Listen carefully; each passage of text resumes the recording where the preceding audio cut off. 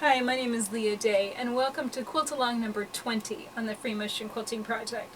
This week we're going to put our angular wonky blocks together to make a modern quilt top, and then we're going to start the quilting process by basting and marking a very special design on the surface.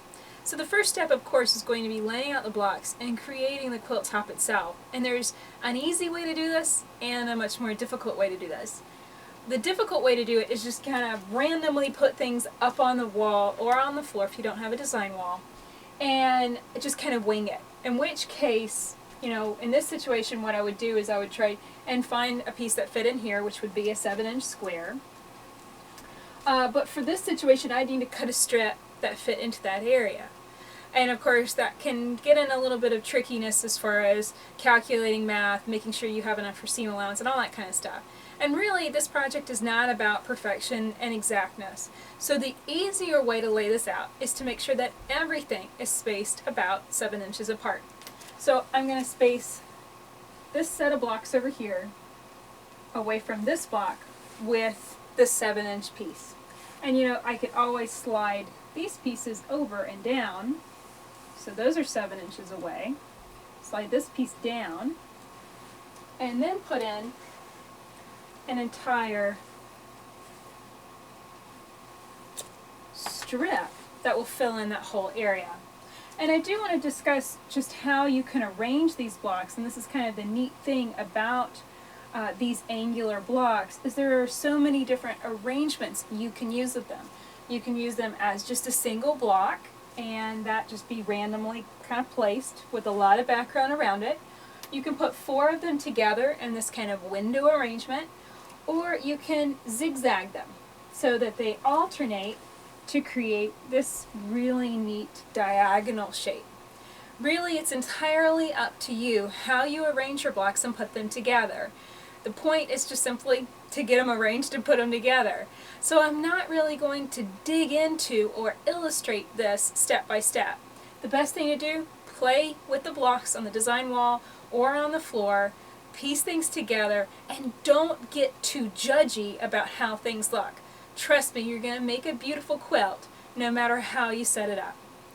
So I'm going to get this quilt top together, and then I'll meet you in the sewing room to start basting one of these quilt tops so we can start quilting it in free motion. So now let's talk about the quilting design for this quilt and how we are going to use all 5 designs we've learned so far this year in one quilt. And the first thing I want to explain is the fact that we are going to ignore all of the piecing. So you might have placed your blocks in some kind of modern arrangement and have a nice amount of background space and pretty colorful blocks, but we're going to ignore that. We're going to pretend that the quilt is just a blank slate and that we can do whatever we want to with it. We're not going to stitch anything in the ditch. We're just going to pretend that all of these blocks are just plain fabric and that this is what our quilt looks like. And this quilting design is really interesting. I came up with the idea because it is based on Zentangles. And Zentangles are typically they're drawn images, pen and ink drawing on a little 4-inch square, and you start with something very simple. It's called a string, and you just kind of draw whatever. And it can be anything. It doesn't have to be loopy. It can be just a series of lines. It can be really whatever you want. And I like this idea, and I've used this quite a lot in Zentangles, and now I really want to try and apply this to a quilt. So what we're going to do is we're going to take our quilt top before basting it, and with a fabric marking pencil or pen, just simply look at it and decide, okay, I want this to go like this, and then like that, and then break it up like that. And then each section will be quilted with a different design. So that's an overview of how this is going to work. And on the Free Motion Quilting Project, I'm going to post some different strings. I call these Zen breaks for a quilt. Some different Zen breaks for a quilt that you can apply. Really, this is going to be freehand because you're not going to, of course, print it out the full size of your quilt and mark it. You're just going to simply wing it and draw over the surface of the quilt top. Make sure that whatever marking pencil that you use is something that you trust. I'm going to be using a Soline pencil. I know that this will erase from my fabric. Whatever you choose to use, make sure that you know how to erase it and you save the instructions on that. For marking lighter fabrics, white or lighter fabrics, I do prefer the fine line water-soluble blue pen because this will most definitely wash out in water. So now let's transfer over to the quilt top and mark our Zen break to get started free motion quilting it. So I'm just using a piece of plain black fabric as an example, and I'm just going to start drawing some lines to break this up in a Zen break.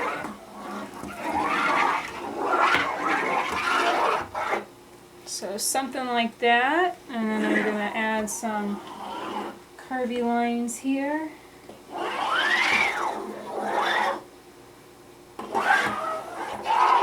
Of course, I've got different tables going on here, and the spaces between them kind of messes the drawing up, but you can just go back over it and darken out the lines and clean up anything that you need to clean up.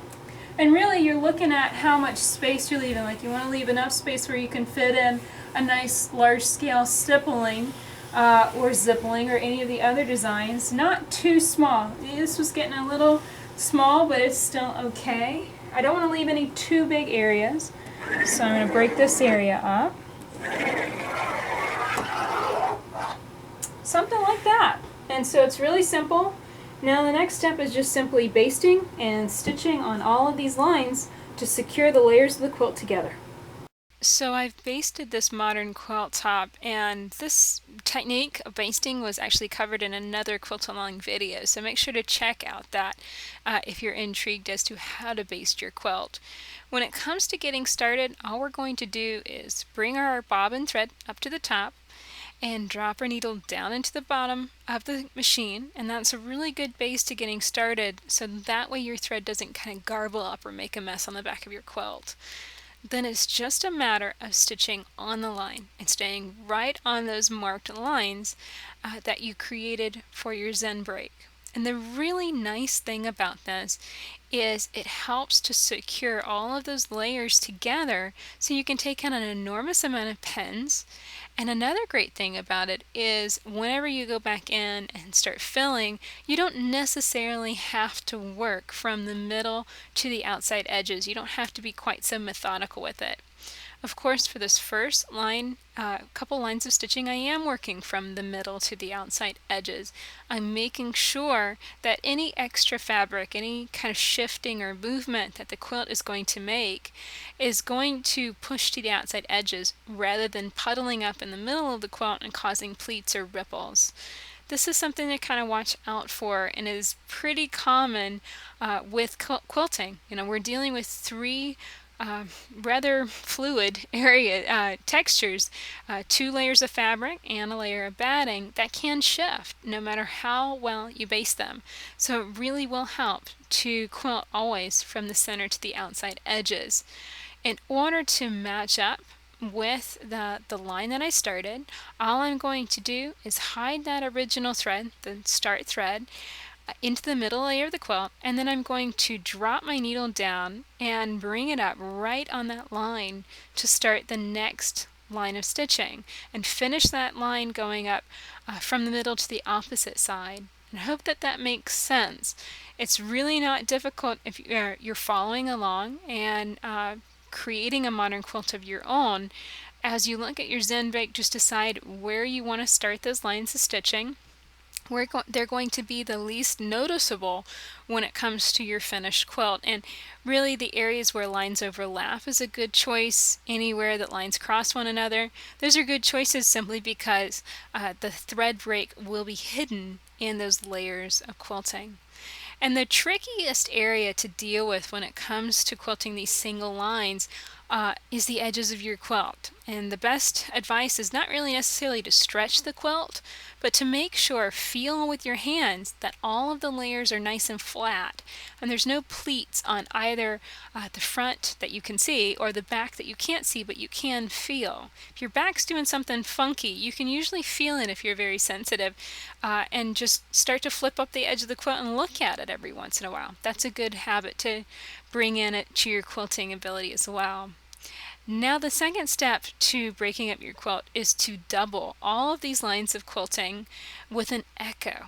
And so I'm kind of doubling this Zen break by stitching about 3/8 of an inch away. And with echo quilting, I have not marked this. I have not gone through with my marking pencil and marked all of these lines. Instead, I am visually estimating the space. And this is something that really requires just simple practice and experience in order to be able to do.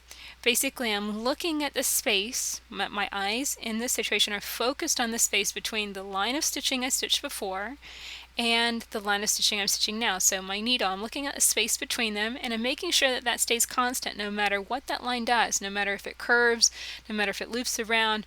I'm trying to keep them exactly 3/8 of an inch apart. And again, it just simply requires practice. There's going to be a certain distance that feels very comfortable for you. So it might be a 1/2 inch. It might be an inch. A good visual guide for a 1/2 inch space is, of course, the width of your finger or the width of your thumb. So you can kind of always check in and look at that width of your finger and make sure that that's exactly the width that your lines are apart. Once you finish up with that, then it'll be time to fill the quilt next week. Go. So that's all we have time for this week.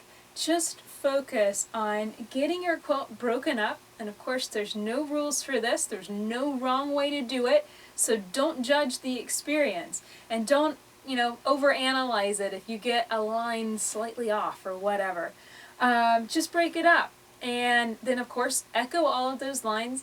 And if you want to, go on ahead and start filling them with any of the designs that we've learned so far this year. Of course, link up your blog post or, of course, Flickr photos to the bottom of this post and share any progress that you've had with this modern quilt. Can't wait to see what you've done with this project. So until next time, let's go quilt. In this video, I basted my modern quilt top using Penmores. These are awesome pin anchors that allow you to baste using straight pins. Learn more about this awesome tool for quilting at daystyledesigns.com.